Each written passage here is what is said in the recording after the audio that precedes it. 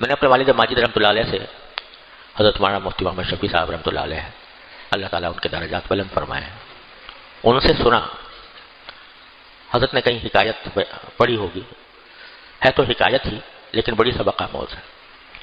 حکایت یہ ہے کہ ایک شخص نے ملک الموت یعنی حضرت اسرائیل علیہ السلام کو خواب میں دیکھا۔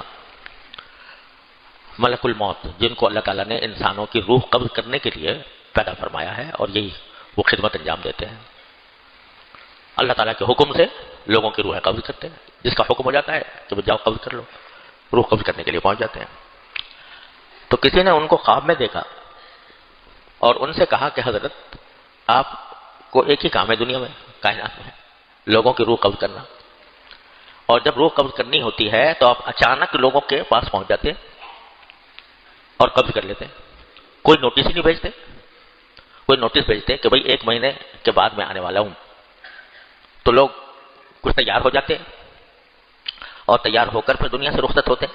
آپ تو اچانک جب پہنچتے ہیں اور جا کر لوگوں سے کہتے ہیں کہ بھئی مجھے حکم ملا ہے تمہاری روح قبض کرنے کا، قبض کر کے چلے جاتے ہیں۔ تو کچھ خدا کے لیے نوٹس تو بھیجا کریں تاکہ آدمی جو ہے وہ کچھ تیاری کر لے کہ میں مرنے والا ہوں۔ تو حضرت جبریل علیہ السلام، حضرت اسرائیل علیہ السلام نے جواب میں کہا کہ ارے بھائی میں تو اتنے نوٹس بھیجتا ہوں کہ جتنا کوئی نہیں بھیجتا ہوگا، لیکن میں کیا کروں، کوئی نوٹس پر کان ہی نہیں دھرتا۔ میں نے کہا کب تک بھیجتے ہیں؟ کہا کہ جب تمہیں بخار آتا ہے تو میرا نوٹس ہوتا ہے، تمہیں کوئی بیماری لاحق ہوتی ہے میرا نوٹس ہوتا ہے، جب تمہاری عمر 60 سے اوپر پہنچ جاتی ہے میرا نوٹس ہوتا ہے، تمہارے جب پوتے پیدا ہو جاتے ہیں میرا نوٹس ہوتا ہے، تمہارے بال سفید ہو جاتے ہیں میرا نوٹس ہوتا ہے۔ ہر موقع پر میں تم کو نوٹس بھیجتا ہوں کہ اب تمہارا وقت قریب آ رہا ہے، تو لیکن میں کیا کروں کہ تم نوٹس لیتے ہی نہیں ہو، تم اس کے اوپر عمل کرتے ہی نہیں ہو، یہ سمجھتے ہو کہ بس ساری زندگی ایسے ہی رہنی ہے۔ تو میرے نوٹس تو بہت ہوتے ہیں، اور اسی بات کا ذکر قرآن کریم میں بڑی خوبصورت انداز میں اللہ تعالیٰ نے فرمایا کہ جب اللہ بچائے جہنمی لوگ اللہ تعالیٰ سے یہ کہیں گے کہ اللہ زندگی تو ایسے گزر گئی، لیکن ایک مرتبہ ہمیں واپس دنیا میں جانے دیجئے، پھر دیکھیے ہم کیسے متقی پرہیزگار بنتے ہیں۔ اب تو ویسے ہی ہم نے غفلت میں گزار دی، ایک مرتبہ واپس جانے دیجئے، تو واپس جا کر ہم یقیناً اب ہم بڑے پرہیزگار ہو جائیں گے، گناہوں سے بچیں گے، آپ کے حکم کی تعمیل کریں گے، زندگی بالکل بدلی ہوئی ہوگی، ایک مرتبہ بیٹھ کے تجربہ کر لیجیے۔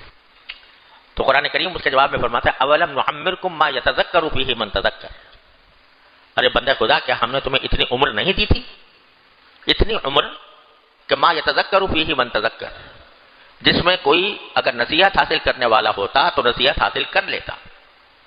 ارے بھائی 50 سال 60 سال 70 سال 80 سال تمہیں عمر دی تھی، اور یہ اتنی عمر ہے کہ اس میں اگر کوئی شخص ٹھیک ہونا چاہے تو اس کے لیے بالکل کافی تھی۔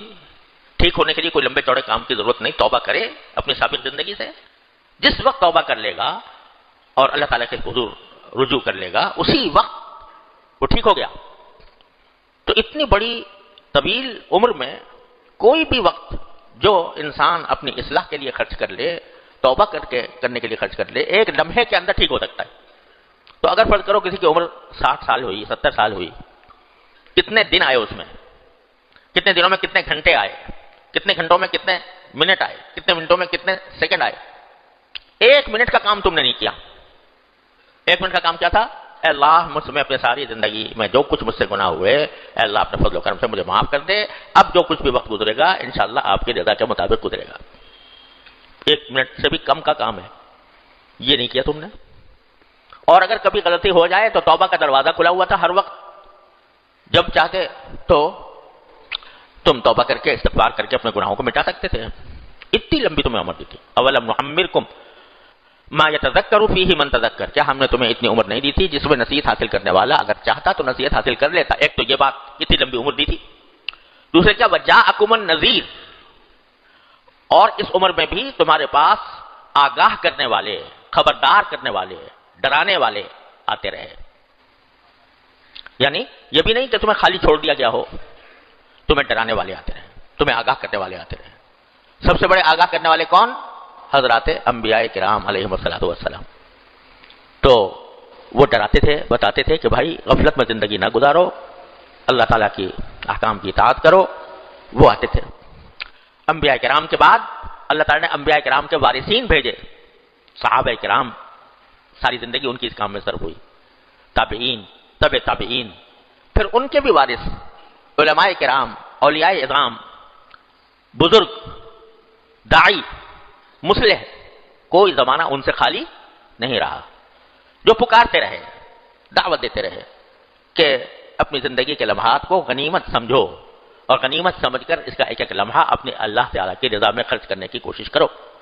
یہ سب آتے رہے، لمبی عمر ملی اور تمہیں آگاہ کرنے والے بھی آتے رہے.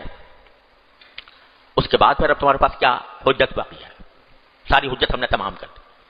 اور یہ جو فرمایا کہ ڈرانے والے آتے رہے، اس کے ایک معنی تو یہ ہے جو میں نے ابھی عرض کی ہے، انبیاء کرام آئے، انبیاء کرام کے وارثین آئے، اللہ والے آئے، دین کے داعی آئے اور وہ ڈراتے رہے، آگاہ کرتے رہے. اس کی اور تفسیر بھی ہے. بعض حضرات مفسرین نے فرمایا کہ جو نذیر فرمایا کہ اللہ تعالیٰ نے تمہارے پاس بھیجا تھا ڈرانے والا، تو ڈرانے والے سے کیا مراد ہے؟ تو بعض حضرات مفسرین نے فرمایا کہ سفید بال، جب آدمی کے سر میں، داڑھی میں سفید بال آ جائے تو یہ سفید بال کیا ہے؟ یہ ڈرانے والا ہے کہ تمہارا وقت قریب آنے والا ہے. اور دوسرا ڈرانے والا کیا ہے؟ کہتے ہیں کہ پوتا، جب کسی کا پوتا پیدا ہو جائے تو یہ پوتا بھی ڈرانے والا ہے. کیا ڈرانے والا ہے؟ کہ اب یہ پوتا زبان حال سے کہہ رہا ہے کہ بڑے میاں تمہارا وقت ختم ہوا، اب ہم آنے والے ہیں، ہمارے لیے جگہ خالی کرو. تو پوتا اگر آ جائے کسی کا، وہ بھی ڈرانے والا ہے کہ وقت قریب آ رہا ہے. تو سفید بال کی بھی تفسیر کی ہے بعض حضرات نے، اور پوتے سے بھی تفسیر کی ہے کہ پوتا آ گیا تو اب سمجھو کہ تمہارا وقت آنے والا ہے. تیسرا یہ کہ بیماریاں کثرت سے آنے لگیں، کثرت سے آنے لگیں. آج بخار ہے، کل نزلہ ہے، کل کھانسی ہے، کل نمونیا ہو گیا، کل کبھی پاؤں کے گھٹنے خراب ہو گئے، کبھی آدمی جو ہے چلنے پھرنے سے معذور ہو گیا. یہ جو بار بار جب بیماریاں آ رہی ہیں یہ بھی کیا ہیں؟ ڈرانے والی، نذیر ہیں. اور ہمارے حضرت والد ماجد قدس اللہ تعالیٰ سے رہو ایک شعر پڑھا کرتے تھے عربی کا، واقعی ہے بڑا عبرت والا، کہ اذا الرجال ولدت اولادها، اذا الرجال ولدت اولادها وجعلت اسقامها تعتادها تلك الزرع قد دنا حصادها. کیا معنی؟ کہ جب کسی آدمی کے اولاد کی اولاد پیدا ہو جائے، یعنی پوتا پوتی، نواسا نواسی، جب اذا الرجال ولدت اولادها، جب آدمیوں کے اولاد پیدا ہو جائے، وجعلت اسقامها تعتادها، اور بیماریاں اس کی عادت بن جائیں، آج فلاں بیماری، کل فلاں بیماری، تو تلک الزرع قد دنا حصادها، اس کا مطلب یہ ہے کہ یہ ایسی کھیتی ہے جس کی کٹائی کا وقت قریب آ گیا. یہ ایسی کھیتی ہے کہ جس کی کٹائی کا وقت قریب آ گیا. تو وہ جو حضرت اسرائیل علیہ السلام نے خواب میں فرمایا کہ میرے تو اتنے نوٹس ہوتے ہیں جو تمہارے پاس بھیجتا ہوں. تو جعلت اسقامها تعتادها، جب بیماریاں ایک کے بعد دوسری آنے لگیں، اور عام طور سے جب بڑھاپا آتا ہے تو بڑھاپے کے اندر ایسا ہوتا ہے. ہمارے حضرت والا حضرت حکیم الامت قدس اللہ تعالیٰ سے رہو کہ خلیفہ تھے حضرت مولانا عبد الباری ندوی صاحب رحمۃ اللہ علیہ، بڑے ماشاءاللہ فلسفے کے امام تھے، اور حضرت تھانوی رحمۃ اللہ علیہ کی خدمت میں آنے کے بعد اللہ تعالیٰ نے زندگی میں انقلاب برپا کیا. پھر حضرت کے اوپر کتابیں بہت لکھی، اللہ تعالیٰ ان کی درجات بلند فرمائے. ایک مرتبہ وہ ہمارے گھر میں تشریف لائے ہوئے تھے اور ہمارے گھر میں قیام تھا. حضرت والی صاحب رحمۃ اللہ علیہ سے دوستی تھی تو گھر میں قیام تھا. تو ہم ویسے ہی بچے تھے، تو میں نے جا کر عرض کیا کہ حضرت کیسے مزاج، طبیعت کیسی ہے؟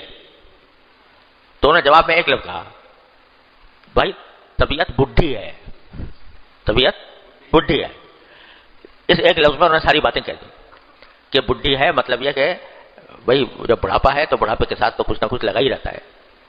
وہ ہمارے یہاں اردو میں مثل مشہور تھی کہ بوڑھے آدمی کی مثال ایسی ہے جیسے چارپائی، اب تو لوگ چارپائی بھی بھول گئے، لکڑی کی چارپائی ہوتی تھی نا، تو اس کے جو ڈنڈے ہوتے تھے تو ایک طرف سے ٹھوکو تو دوسری طرف سے نکل گیا، وہاں سے ٹھوکا ادھر سے نکل گیا.